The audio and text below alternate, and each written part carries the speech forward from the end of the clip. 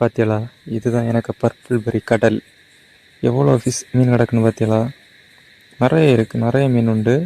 குட்டி பெருசு எல்லாமே சேர்ந்து எல்லாமே இதாக கிடக்கு, மிக்சடாக. எல்லாமே நல்ல குவாலிட்டி.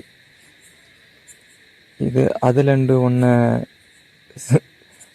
ஃபிஷ் புட்டு போடம்ப அந்த கேங்லேயே ஒன்று குரூப்பில் டூப் மாதிரி ஒன்று சுற்றிட்டு தெரிஞ்சு. இதை கிளியராக பார்த்தா அவங்களுக்கு தெரியும். யாரெல்லாம் பர்பிள் பெரி வச்சுருக்கணுமோ அவைகளுக்கு தெரியும் பர்பிள் பெரி செமிடல் சைஸில் எப்படி இருக்குன்னு. இது அது ரெண்டு நல்ல டிஃப்ரெண்ட்டு. இதுக்கு டெய்லை பார்த்தீங்களா? டெய்லுக்கு மேலே ஒரு தும்பு மாதிரி இருக்குது.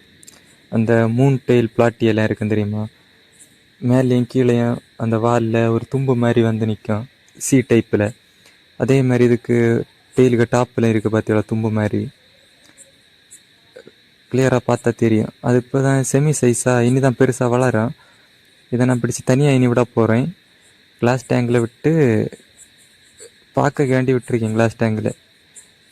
ஆனால் பர்பிள் பெரி வச்சிருக்கங்களுக்கு தெரியும், இது அதை விட ரொம்ப வித்தியாசம்.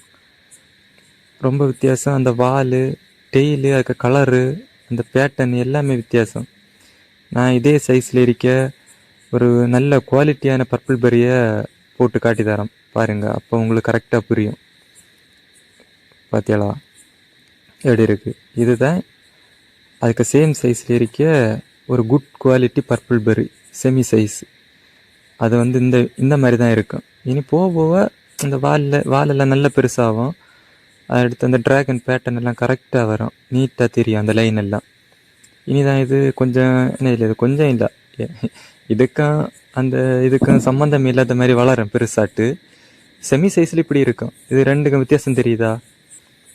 நம்ம இனி அந்த வித்தியாசமாக இருக்க மீனை தனியாக போட்டு அதை வளர்த்தி அதுக்கு டெய்லு அது எந்த மாதிரி டைப்பில் வருது அப்படின்னு எல்லாம் அப்டேட் பண்ணலாம். சரியா? பிடிச்சிருந்தா நீங்கள் சப்ஸ்கிரைப் ஃபாலோ பண்ணி வைங்க. அதுக்கு அப்டேட்டை நான் போடியேன். ஓகே, நான் அதை தனியாக பிடிச்சி தனியாக தான் விட்டுருக்கேன் இப்போ.